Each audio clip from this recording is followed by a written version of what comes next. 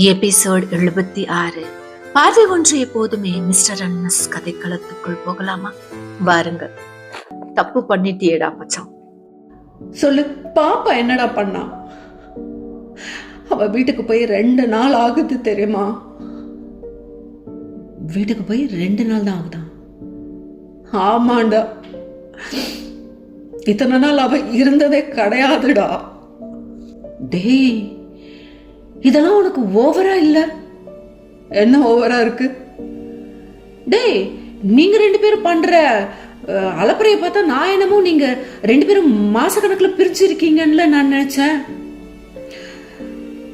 ஏய், இங்க பாசம்னாலும் பாசம், ஓவர் பாசமெல்லாம் இருக்கு இது. டே, ஏய், என்ன சிரிக்கிற? கிண்டலா? பின்ன சிரிக்காம நானும் என்னவோ 2 மாசமா பிரிஞ்சிருக்கீங்கன்னு சொல்லிட்டு வாடா என்ன பிரச்சனைன்னு கேட்கலான்ட்டு வந்தா நீ என்னமோ 2 நாள் தான் சொல்ற. ஆமாண்டா, கல்யாணம் ஆனதுலேருந்து நாங்கள் 1 நாள் கூட பிரிஞ்சதில்லை. சரி, அவளுக்கு ஏதோ அம்மா வீட்டுக்கு போகணும்னு தோணியிருக்கலாம், போய் இருந்துட்டு வந்திருக்கலாம். ஆனால் அதை என்கிட்ட சொல்லியிருக்கலாம்ல. ஆனால் அந்த மாதிரி எதுவுமே சொல்லலடா. சரி, நீ ஃபோன் பண்ணி பேசு. இல்ல உனக்கு ரொம்ப ஒரு மாதிரி இருக்குன்னா கூட்டிட்டு வா, பாப்பாவையும் கூட்டிட்டு போ. ஏன் ஐயாக்கு அட்ரஸ் தெரியாதா? ஏய், எனக்கே பார்வை பத்தி இவ்வளோ தெரியும் போது நான் உனக்கு அவளை பத்தி இன்னுமே தெரிஞ்சிருக்கணுமேடா. ஏற்கனவே பாரு மனசுல ஏகப்பட்ட காயம். அந்த கார்த்திக்ன்ற ஆளால சரியான புரிதல் இல்லாம அவனை பத்தி அவ ஏற்கனவே மனசு சங்கடப்பட்டு அதுக்கப்புறம் உன்னை கல்யாணம் பண்ணியிருக்கா. இதெல்லாம் மறந்து பல வருஷம் போயாச்சு.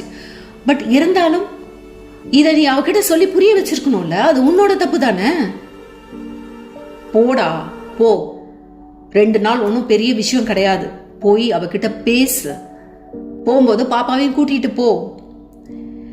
பேசி புரிய வைக்க முடியாத விஷயம் எதுவுமே கிடையாது. புரியுதா? பிரிவுங்கிறதும் ரொம்ப அழகான விஷயம்தான். ஆமாம்மா, நீ ஏன் சொல்ல மாட்ட? நைட் ஆனால் தூக்கம் வர மாட்டேங்குது மச்சான். பாப்பா பிறந்ததுலேருந்து இன்னைக்கு வரைக்கும் ஏன் பாப்பாவை கூட நடுவில் போட்டு படுத்த நாள் கிடையாது தெரியுமா? பாப்பாவை சைடில் போட்டுட்டு அவ ஏன் பக்கத்தில் தான் படுப்பா. என் கையை தான் அவளோட தலையணையும் கூட. ஆனால் எப்படி 2 நாள் அவளால் இருக்க முடியுதுன்னு எனக்கு தெரியல மச்சான். எனக்கு முடியல, நைட்டெல்லாம் தூக்கம் வரல. ஏன் எனக்கு கால் பண்ண வேண்டியது தானே? நீ தான் ஊர்ல இல்லையே. ஏன் ஊர்ல இல்லைன்னா? உசுரோட தானே இருக்கேன். பேசினா என்ன? நீயா எதுக்கு அந்த ஒரு விஷயத்தினாலதான் அவ கோச்சிட்டு போயிருப்பான்னு நீயா உன்னை நீயே அப்படியே வருத்திக்கிற? சாதாரணமா கூட போயிருக்கலாம்ல. நீ வேணா பாரு. அந்த மாதிரிலாம் கிடையாது. அவளே கால் பண்ணி உனக்கு பேசுவா, நீ வேணா பாரு என்று சொல்லி முடிப்பதற்கு முன் பிரணவிற்கு கால் வர இருவரும் ஒருவரை பார்த்து விழித்து கொள்ள, எட்ரா அவதான் இருக்கும்டா, எடுத்து பேசுடா என்று கதிர் சொல்ல பிரணவ் மொபைலை எடுக்க அவன் விழிக்க, என்னடா பேசுடா. இல்ல, என்னாச்சு என்று கேட்க பிரணவ் மொபைலை அவனிடம் திருப்பி காட்ட, யாரு? திவ்யஸ்ரீயா? என்னடா போகுது? எதுக்குடா அவ இப்ப கால் பண்றா? அவ நம்பரை நீ டெலீட் பண்ணலையா? நம்பரை மாத்திட்டேன்னு சொன்ன. இல்லடா. என்ன இல்லடா நொல்லடா? ஏய், என்னால நீ சொல்றதெல்லாம் நம்பவே முடியல. கட் பண்ணு. அவளுக்கு என்னதான் பிரச்சனையா? ஏய், உனக்கு கல்யாணம் ஆயிடுச்சுன்னு அவளுக்கு தெரியும்ல. எதுக்குடா திரும்ப திரும்ப கால் பண்ணி உசுர வாங்குறா உன்ன?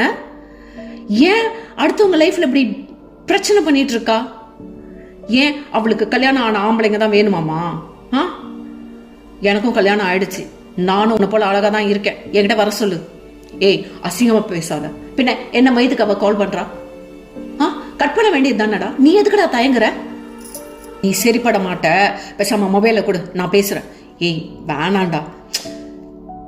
ஏன் ஐயா உருக்குறீங்க? இங்க பார், வாழ்க்கை நல்லா இருக்கணும்னா தூக்கி போட்டா மட்டும்தான் முடியும். இல்ல நீ இழுத்து வச்சுக்கிட்டு இப்படியே இருந்துட்டு இருந்தனா லைஃப் நல்லா இருக்காதுடா, நான் சொல்லிட்டேன். அதுக்கப்புறம் உன் விருப்பம். சரி, இந்த பேசி தொலை. ஏன் உனக்கு இவ்வளவு சொல்லி புரிய வைக்கணுமா? ஏன் உனக்கு அறிவில்லையா? இப்ப எதுக்குடா பத்துற? ஆமாண்டா, என் ஃப்ரெண்டு லைஃப் அது வீணா போனா எனக்கு கோபம் வரதான் செய்யும். கொடு மொபைலை என்று பிரணவிடமிருந்து மொபைலை பிடுங்க. இதன் தொடர்ச்சி அடுத்த எபிசோடில் பார்க்கலாம். அதுவரை உங்களிடமிருந்து விடைபெறுவது உங்கள் அன்பு உதயஸ்ரீ. நன்றி, வணக்கம்.